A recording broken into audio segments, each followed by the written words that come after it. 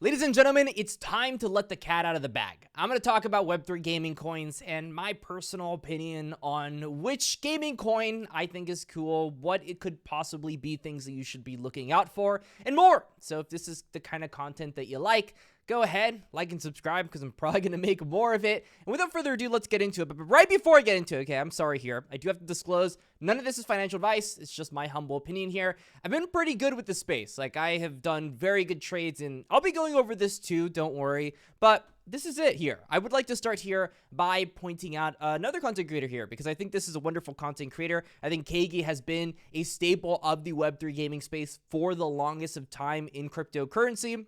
And so let's go ahead and start this off with what he's looking at in terms of the crypto space. So he says, if you're looking to invest in specific gaming IP tokens, look no further. Remember, this is someone that got into Axie Infinity back in 2020. This is a person that looked at PegAxie from its infancy. So let's look at what he thinks is possibly going to be the most bullish in 2023 to 2024. So first thing we see here is Axie Infinity's AXS. Now, AXS is in quite the interesting predicament. A lot of people will go out there and immediately say, Axie Infinity is a dead game, there's nothing there to see, and why even be bothered to be a part of the Axie Infinity ecosystem? However, there are some interesting things happening. In fact, they are having votes to go ahead and add new games using the Axie Infinity IP. That's, of course, intellectual property. They're using Axie Infinity assets into different games. Whether it's a game where you're cooking pasta and then delivering it, or it's a mech game where Axies are fighting in mech suits, the important part that you understand here is that Axie Infinity is not just its original base game anymore. It's starting to expand into a whole IP. In fact, this is something that I feel like Gala and pretty much every major gaming ecosystem should be looking into.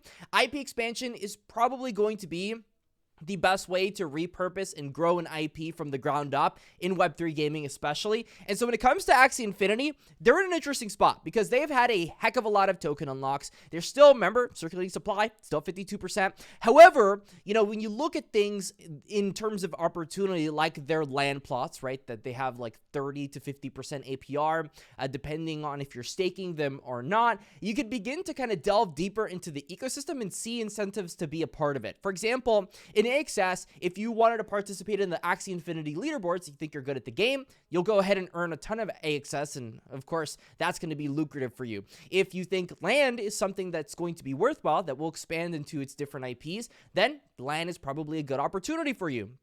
If you think just the token itself has corrected a metric ton over the past year, you know, it's gone all the way down to $4.80, had a rise all the way to like $13 or something like that randomly out of nowhere. You see this right here.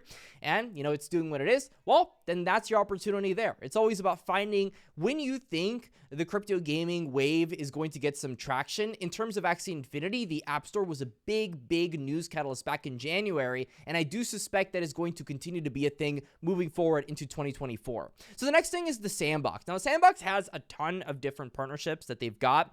I didn't like the Sandbox much, but they have kind of proven themselves to be something stable. So if you're looking for something a little bit less volatile, the Sandbox is probably going to be that. If you're asking me which ones I am bullish on, I think Alluvium is one that has always been on my radar to some capacity.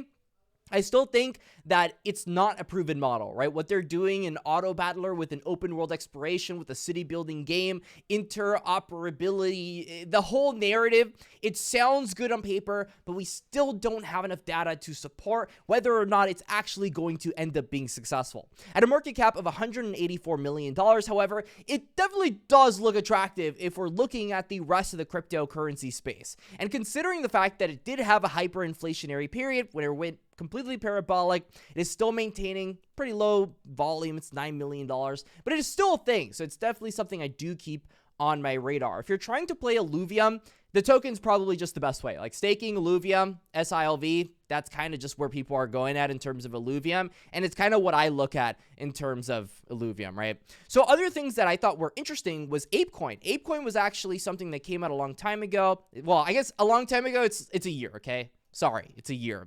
But it did come out quite a bit ago because, you know, they were going ahead and expanding their IP into gaming. They were inventing Apecoin. It was going to be used in the entire Bored Ape Yacht Club IP. I think it's interesting.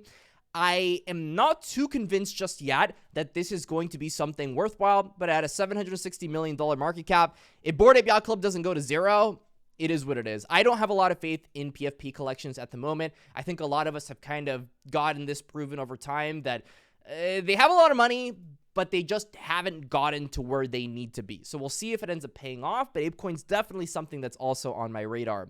Astore Atlas had a massive correction. This is something that is definitely not going to be on my radar for this year or for next year, but it's something I'm going to be looking at if they end up, securing more runway. I believe they did have a huge cut in terms of the amount of employees that they had. I mean, this has had a crazy correction. If you look at the market cap, it paints a prettier picture, but it's still a far cry from where it was. It's most of the crypto gaming space. We'll see where it ends up going, but if this game gets closer to launch, it's definitely something I would look at more seriously. Splinter Shards has been one that I've looked at a bit. I don't think it has the volume to back it up just yet, so I'm kind of running away from that one. Aavegotchi was one that went to Arbitrum, had a big run when it went to Arbitrum, actually. Like, look at this over here, with 90 cents all the way to, like $1 or something like that. It's a decent run, I guess, over the past month, and then over the past year, it went from $1 all the way to $1.60. Definitely had its run, but it just didn't feel the most organic in the world, if you get what I mean. It doesn't have a lot of volume, so it's definitely something on the back burner. For the elephant in the room, let's talk about Gala. I don't own a lot of Gala. A lot of people are going to go after me about this. I've been transparent since day one. I'm big into playing ecosystems in different ways. I don't think that owning the Gala token right now makes a lot of sense. I think this is something that once you see the inner workings of a bull market happen, a lot of different games come out, then it starts to make a little bit more sense to actually hold ecosystem tokens. But the play right now, in my humble opinion, is finding different games in the ecosystem they're in, like in the actual ecosystem, like games on there like Town Star, Spider Tanks, or whatever it is, and then finding those opportunities early, getting into them, seeing if there is user demand, selling that, taking profit on your initial investment, and then just reinvesting into the next game, the next game, the next game, the next game. Because inevitably, most of the games on every crypto gaming ecosystem are going to fail. That's just how games work. Most games will fail just because that's how our industry works. So understanding that is very important. The cool thing about Gala token is that it is a token, right? So you invest into one thing, technically you're on everything. It's going to be the gas fee for it all. I still think, though, getting into the NFTs they're in will make a lot more sense when we actually get to that period. But even bigger is going to be those nodes, right? Nodes have just been the thing for me that have made the most sense from day one. I don't own any Gala nodes because they're expensive as all heck. We'll have to see where they are when they actually become NFTs. But that's kind of my radar right now. And I want to kind of wrap this up by talking about my experience in the crypto gaming space from 2021 to now, because my origin story is a little interesting here. My brother had lost his life savings after investing into cryptocurrency. He just drank a lot of alcohol, and thank God, because he actually got through that hump. He's actually been pretty much sober, right, for a pretty long time. So I'm very proud of him for that. And, he's of course conquered life as we know it. But yeah, he lost his life savings. His birthday comes up. I'd been a gamer lifelong. He got me into games. I was into economics, right? And so I bought him 3 Axies from Axie Infinity. So the Mark Cuban partnership, et cetera, et cetera. They were for like $700. They turned into 5 figures. I'm not going to name the exact amount, but good 5 figures, right? That's 10,000 and up. And so it was a pretty massive return. And I was able to give my brother a good amount of that money, thousands upon thousands of dollars. And I'm happy to kind of share the fact that after Axie Infinity, I did have success in several other games like Peg Axie that did have very similar economies where it felt like a Ponzi scheme in a way, where the game developers didn't purposefully make it like that, but user demand, the ecosystem just kind of wrapped itself in a way where unsustainable prices were going to be an inevitable problem. So finding moments where the mint to burn ratios coincide, that's kind of when you know to get the heck out of there. When it's becoming so crazy to the point that millions of Axies are being pumped out every week when the user demand isn't adding up to it, you probably should begin to look for an exit plan. And looking before those opportunities makes sense to get in. You don't want to get into a cryptocurrency game in terms of an economy while it's still moving up. You want to get into these while they're on either their corrections or betting on their infancy. There are going to be a lot of IPOs that end up coming out, ICOs, IEOs, whatever you want to call them, IDOs, in the cryptocurrency space. This will happen in 2024. To be ready for these, you have to look at several things. You have to look at how their tokenomics are structured. You have to look at the experience of the team. Are they brothers that are building their first crypto game and don't know what they're doing?